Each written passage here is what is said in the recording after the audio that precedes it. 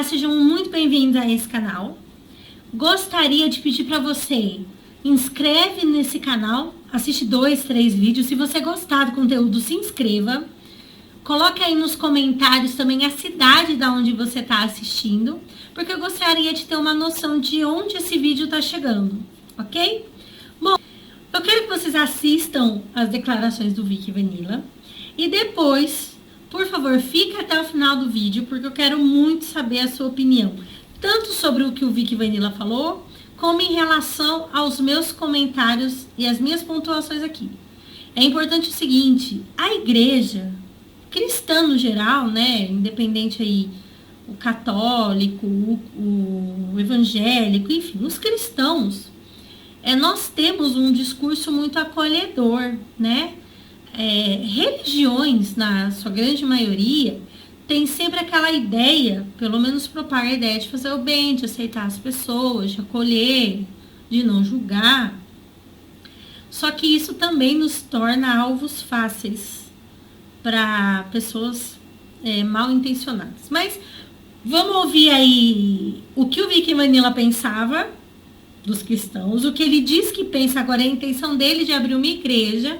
E olha, fica até o final, porque eu quero muito saber se você vai concordar com os meus apontamentos ou se a sua opinião é diferente, tá bom?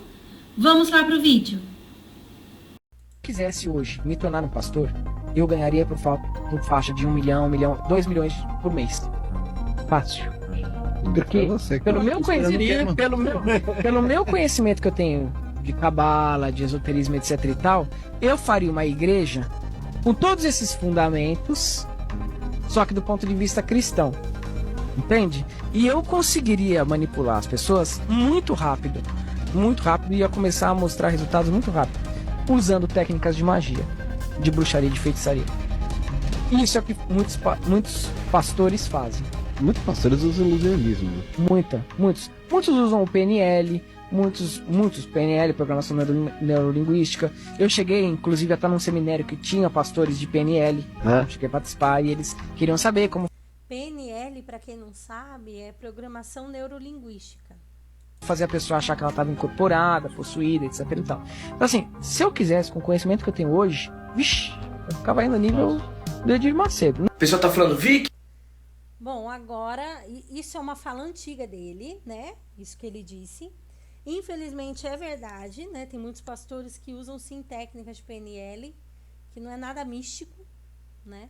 É até científico, né? Técnicas de conhecimento, de convencimento. Infelizmente é verdade. Não são todos, mas muitos usam sim. Agora vamos ouvir a fala dele, né? A justificativa dele aí sobre o Edir Macedo. Que você vai virar um Edir Macedo? Jamais, eu vou virar mais que o Edir Macedo. Porque eu vou abrir os conhecimentos que ele sabe e não revelou pra galera. Que era o intuito dele revelar, né? Vamos lembrar que o Edir Macedo saiu da maçonaria, saiu do candomblé pra virar... O Edir Macedo não admite que veio da maçonaria. Eu realmente não sei se é verdade que o Edir Macedo frequentou candomblé, mas eu sei que na biografia, na autobiografia aí do Edir Macedo, ele diz que o pai dele era maçom. Mas tem vídeo dele falando que ele nem sabe o que é maçonaria, mas no próprio livro dele, ele admite que o pai era maçom, né, o Edir Macedo. Era cristão e o juramento dele era de revelar conhecimento. E não foi isso que ele fez. Então eu não vou ser um Edir Macedo, eu vou ser mais que o Edir Macedo. E outra, é um pouco contraditório, porque revelar conhecimento, mas na verdade, essas religiões, elas não têm a ideia de revelar. Na verdade, por exemplo, a maçonaria, que é uma instituição que se diz não religiosa, na verdade ela mantém segredos, né? Ela não revela segredos. Eu vou revelar aos cristãos o que está na Bíblia que eles não sabem. Principalmente falando em simbolismos, falando na parte codificada, tá? E isso ameaça muitas pessoas, esse é o medo delas. Agora eles estão pegando vídeos antigos meus, que eu acho ótimo, né? Porque gera curiosidade e as pessoas vêm aqui no meu perfil. Então quanto mais hater, melhor. Mas enfim, estão pegando vídeos meus de quando eu falava que eu... ideia do Pablo Marçal, né? Fale bem, fale mal, o importante é estar falando de mim, porque aí eu fico no hype. Eu ia enganar os cristãos, daquela época minha revoltada, que vocês conhecem, né? Faz uns 3 anos atrás. Então, na segunda-feira eu venho com novidades sobre a igreja. Tem muito ministério aí que tá com medo de eu abrir a igreja, porque muita coisa vai ser revelada, muita coisa. Então, eu trago medo para as pessoas, medo. As pessoas têm medo de mim, medo do que eu sei. Compara com a candidatura do Pablo Marçal, embora a ideia não é falar de política, mas é a mesma ideia de assim, eu sou uma ameaça, né? E antes de morrer eu vou revelar isso pro povo. Então vai ter igreja sim, queiram vocês ou não. E quando a gente começar a movimentar os fundos para a construção da igreja, vai ser tudo em aberto, tá? Todas as doações que a gente receber vai ser em aberto. Todo mundo vai conseguir ver ali o que entrou, o que saiu. Não quero esconder nada de ninguém, também não preciso de dinheiro de ninguém. Eu vou abrir o processo de fundo coletivo, vou abrir, e todo dinheiro que entrar ou sair, vocês vão ter acesso de tudo que estiver sendo feito. Eu não preciso de dinheiro da igreja, eu não preciso tirar dinheiro, desviar dinheiro da igreja pra mim. Eu não preciso disso. Eu só vou ter um lugar para poder falar a verdade pro povo, em nome do Cristo, do Espírito Santo e do Criador, que é um e é. Só lembrar que até então ele estava se associando ao Daniel Mastral, mas dizendo que estava com a fé judaica, né? Tudo. Por exemplo, por que os pastores, pelo menos os poucos que sabem, nada te falam, não falam para a população nos cultos quem eram os 3 reis magos? Que tem referência às 3 fases da alquimia. Os 3 reis magos que eram da Pérsia e que sabiam da chegada do Mashiach por conta da astrologia. Por que a astrologia fica fora do cristianismo se é a própria astrologia que anuncia a chegada do Mashiach, a chegada de Jesus? Por que não falam isso para vocês? E quem que governa céus e terra? Por que não falam, por exemplo, do banquete em Mateus, no livro de Mateus, que Jesus fala, né? Que aqueles que vierem do Oriente e do Ocidente se sentarão na mesa com Abraão, Isaac e Jacó, mas os filhos do reino serão lançados à escuridão. Por que você nunca soube disso? Sabe do que Jesus está falando? Do banquete que os judeus dizem que vai ter na era do Mashiach deles e que os cristãos ficarão de fora do. Claro, né, que para o judeu o cristão fica de fora, porque eles não acreditam que Cristo é o Mashiach, né? Eles ainda estão esperando o Mashiach. Banquete só assistindo, tá no Talmud. Por que nenhum pastor te fala essas coisas? Por que vocês acham que foi só eu ter essa revelação e falar em fundamentar a igreja, em levantar a igreja, que já querem me ameaçar, já estão pretendendo me... Ele usa o termo revelação para a ideia de abrir uma igreja. Matar, porque ele vive em mim, ele vai falar. Igreja é para emancipar, não para acovardar ou para manipular. Vocês não sabem nem de metade dos simbolismos e das linguagens que estão escritas no Novo Testamento, que vem da alquimia, que vem do hermetismo, que vem de correntes teológicas da época. E a população tem direito de saber disso. Com uma linguagem facilitada, claro, a gente também não vai falar com uma linguagem muito rebuscada. Tem que falar para que os ouvidos consigam ouvir e o coração possa sentir. Então essa é a minha proposta de igreja. Uma igreja de reavivamento espiritual do Cristo. Reavivamento espiritual. Cristo verdadeiro. Não desse daí, que usam para manipular vocês. E isso é o medo deles. Os cristãos falam tanto em arrependimento e salvação e revelação espiritual, mas quando alguém sente a iluminação, quando alguém recebe e desperta Cristo em si, eles são os primeiros que atacam. Será que nós temos poder de despertar Cristo em nós mesmos? Porque envolve o dinheiro, né, das igrejas deles. Então, a mesma coisa aconteceu com Cristo, né?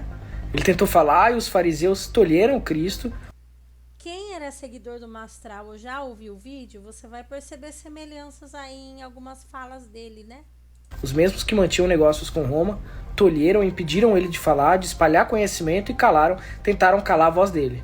Hoje, eu, que fui um dos que perseguia os cristãos no passado, eu que era Saulo, diga-se Cara, ele se compara com Saulo, com Paulo. de passagem, aliás, eu era muito mais Saulo do que vocês imaginam. Eu perseguia, tá cheio de vídeos meus aí.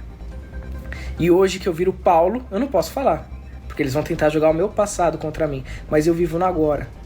Eu vivo no agora. A semente dele é viva Né? O que passou, passou. em mim. Vocês não vão conseguir calar minha voz, mesmo que vocês queiram. Como Paulo, eu vou falar.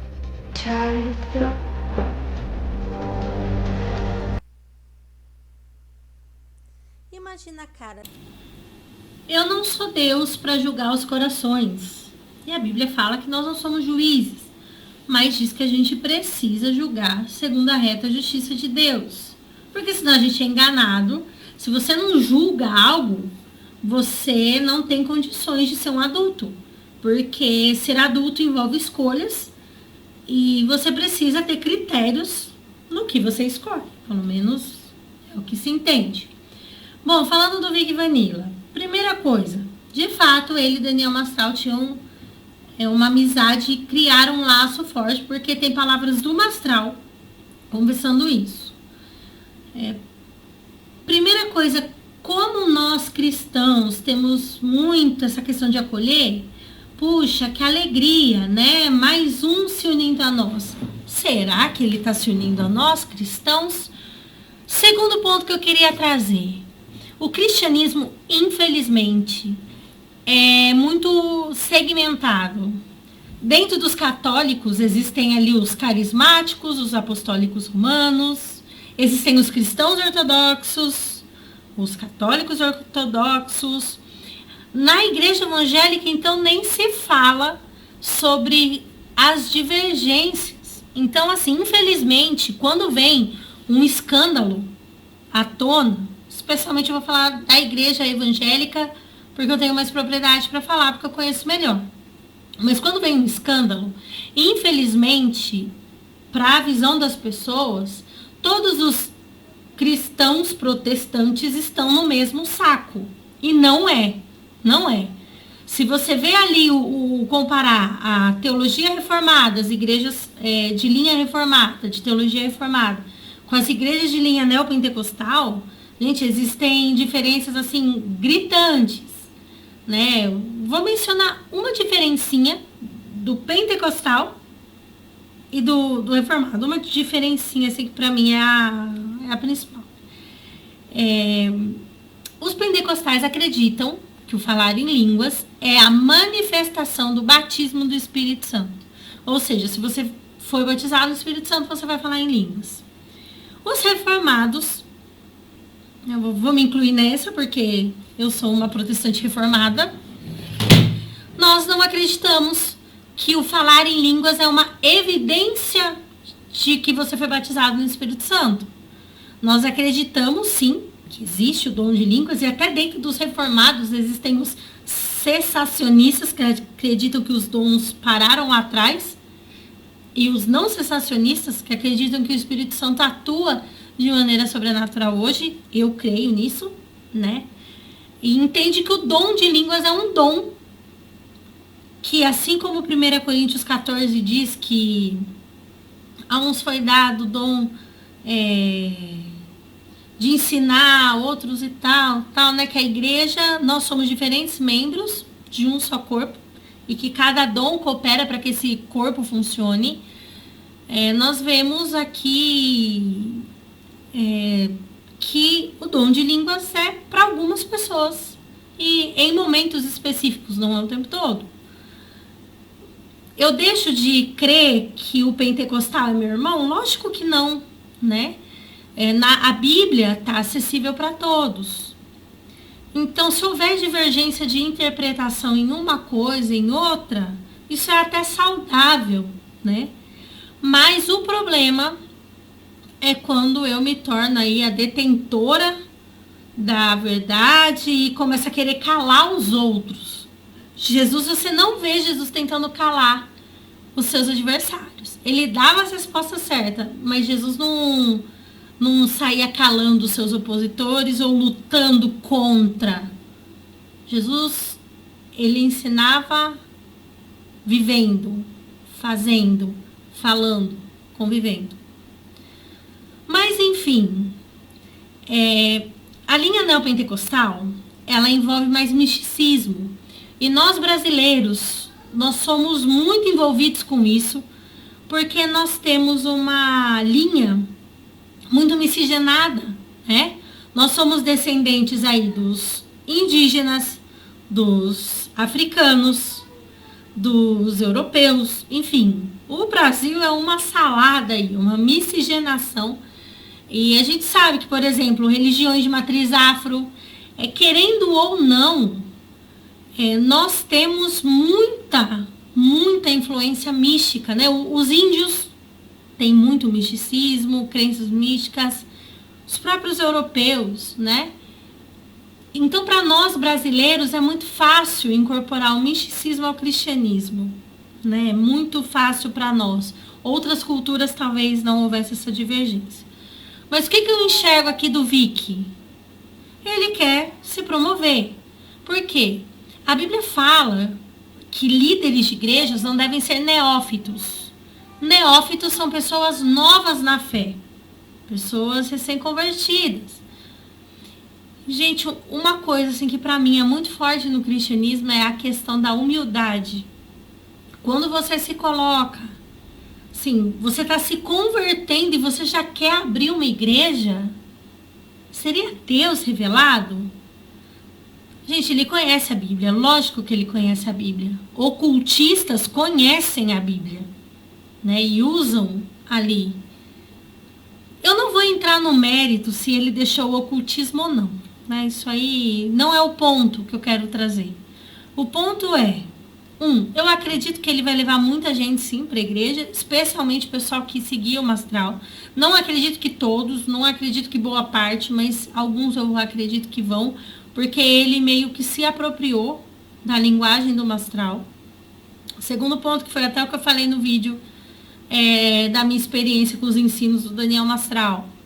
É uma mistura de cristianismo com misticismo. E eu acredito que quando você pega o cristianismo, a Bíblia, e você começa a enxertar coisas dentro, você afasta as pessoas da salvação, da verdade bíblica. E esse é um grande problema que a igreja protestante está vivendo hoje. Porque cada esquina tem uma igreja. A pessoa diz que eu recebi uma revelação, é para eu abrir uma igreja. E ela abre, e aí a gente ouve histórias horrorosas de lavagem cerebral mesmo, de exploração de pessoas, de dinheiro. A obra está padecendo, mas eles não abrem mão do luxo. Por isso, né, uma liderança corrompida. Onde tem ser humano, infelizmente, vai ter problemas. Mas igrejas onde o pastor não presta contas a ninguém, onde não tem um corpo, um conselho ali, onde se toma decisões, é problemático. Sempre vai ser problemático, porque o nosso coração não sabe lidar com poder, especialmente usando o nome de Jesus. E aí eu vi que Vanilla, ele usa coisas que estão todos de saco cheio, inclusive nós evangélicos, né? Vamos incluir aqui, dessa conversa da teologia da prosperidade, da submissão cega. Ele usa os escândalos, né, que acontecem financeiros, essencialmente financeiros, e ele usa isso, e ele usa o conhecimento ocultista, que eu acredito mesmo que ele tenha, né, para atrair aí as pessoas curiosas e a nossa natureza brasileira, que tem aí uma curiosidade, uma necessidade de ver o sobrenatural. Gente, só dele, suponhamos que ele realmente esteja se convertendo. Gente, uma pessoa se convertendo não deve abrir uma igreja. Segundo, conhecer a Bíblia é essencial para ser um verdadeiro cristão. Sim. Mas quem gera arrependimento no nosso coração é o Espírito Santo de Deus. A gente não tem condições, pela nossa natureza humana, de nos arrepender ou de mudar simplesmente pela força que existe em nós. Nós precisamos do Espírito Santo, que Jesus disse que deixaria e que deixou após subir aos céus. Queridos irmãos, o que eu quero dizer aqui, não vá a qualquer vento de doutrina, qualquer pessoa que fala, eu sou de Jesus. A Bíblia diz que nos últimos dias, muitos diriam que expulsaram até demônio, que curaram pessoas no nome de Jesus, e que Jesus diria, eu não vos conheço. Como eu disse, não cabe a mim o papel de dizer se ele está se convertendo ou não, se tiver, Deus abençoe, mas um novo convertido jamais deve abrir e encabeçar uma igreja. Ao cristão novo cabe se submeter. E outra, que gentilio usa uma artimanha que a maioria dos pastores aí que causam escândalo na Igreja de Cristo usam. A mim foi dada essa revelação. Então, peraí, depois de 2000 e poucos anos de cristianismo, só agora Deus te levantou para trazer a revelação. O que está na Bíblia não é suficiente. E aí, como eu gostaria de concluir esse vídeo? Gente, o evangelho é simples. Quando começa a ter uma visão ministerial e isso e aquilo, muita complicação, tá fugindo do evangelho. O mundo espiritual é complexo? Sim, mas a nós foi revelado o que nos cabe saber, que é o que está na palavra de Deus.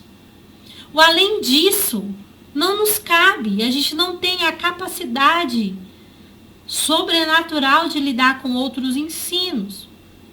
E outra, vou falar para vocês porque eu fui uma pessoa que até poucos anos atrás eu ficava olhando ali a sinal do fim dos tempos. Gente, o que nos cabe hoje?